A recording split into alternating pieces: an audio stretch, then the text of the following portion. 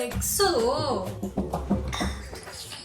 ನನ್ನ ಜನ ಫೋನ್ ಮಾಡ್ಲು ತುಂಬಾ ಕಷ್ಟದಲ್ಲಿದ್ದಾಳಂತೆ.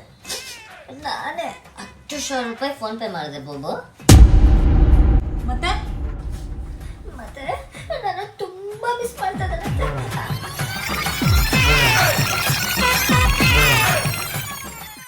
ಆರನೇ ಬೇಕು ಫೈನಲ್ ಟಚ್. 90 ಓಡಿ ಪಲ್ಟಿ ಓಡಿ. ತಲೆನೋತೈತೆ. ಬೇಬಿ ಬೂ ಮಜ್ಜಿಗೆ ಕುಡಿ.